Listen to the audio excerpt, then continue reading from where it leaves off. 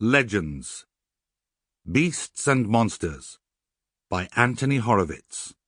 Read by John Sessions.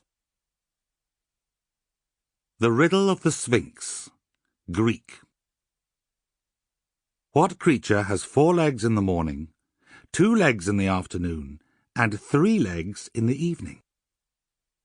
This was almost certainly the first riddle ever invented. It was told by a ghastly creature that had arrived one day outside the city of Thebes in ancient Greece. The creature was called the Sphinx, and it had the head of a woman, the body of a lion, the wings of an eagle, and the tail of a snake. There was only one road to Thebes, and you could not get into the city without passing the creature, and you could not pass the creature, which was also very large and very fast, without being asked the riddle. One of the first people who came across the Sphinx was a young man called Haemon. He had been on his way to see his uncle, who happened to be the king of Thebes, when he found his way blocked. Many other people would have run away from so bizarre a mixture of bird, beast, snake, and woman, but Haemon, coming from royal stock, was afraid of nothing. "Stand where you are," the Sphinx demanded, with the voice of an angry schoolteacher. Its tail writhed in the dust, and its wings beat at the air. "What do you want?" Haemon asked, his hand falling to his sword. "I have a riddle for you," the Sphinx said. "A riddle?" Haemon relaxed. "That sounds fun. What is it?" "What creature has 4 legs in the morning, 2 legs in the afternoon, and 3 legs in the evening?" "Well, let me see now. 4 legs in the morning. It's not a dog, or anything like that. I did once see a goat with 3 legs, but it wasn't alive, so I suppose that doesn't count. A frog, perhaps?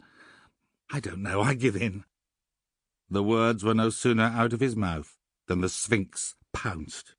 Using its wings, it leapt up in the air. Then its tail slithered round Haemon's neck and began to tighten, and finally, while its woman's face laughed insanely, its claws tore him into several pieces, and in seconds the road was slippery with blood.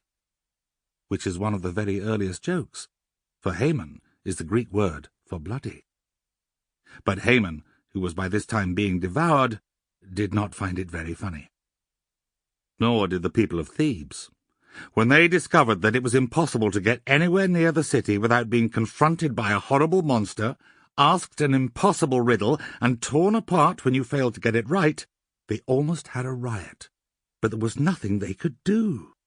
It was a bad year for business in Thebes. The bottom fell out of the tourism industry. Although King Laius and Queen Jocasta, who ruled over the city, offered a huge reward to anyone who could rid them of the Sphinx, the prize was never claimed. Of course, princes and warriors came from far and wide to chance their arm against the creature, but it could not be destroyed by sword or arrow. Its hide was as hard as iron. Its huge claws were razor-sharp. Its wings would carry it into the air, and its tail would tighten round your throat before you could blink. Some people tried to answer the riddle. As the months passed, all manner of answers were tried. Rats, bats, cats, gnats, and ocelots were just some of the unsuccessful ones. Every day another scream would split the air, and fresh blood would splatter on the road. Eventually, the situation became so bad that the king decided he would have to do something about it himself. "If only we knew why this horrible creature was here," he said. "We might be able to find a way to get rid of it." "Why not ask the oracle?" Queen Jocasta suggested. The oracle was the name given to a priestess who could not only tell the future but also answer any question put to her. As soon as the queen had mentioned it, Laius wondered why he had never thought of the oracle himself. "An excellent idea, my dear," he said. "I'll set off at once."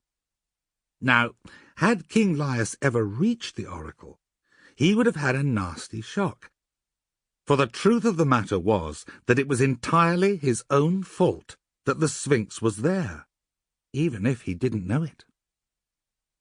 A short while before, Laius had gone to stay with a friend of his, and had taken a fancy to the friend's son. Sample complete. Ready to continue?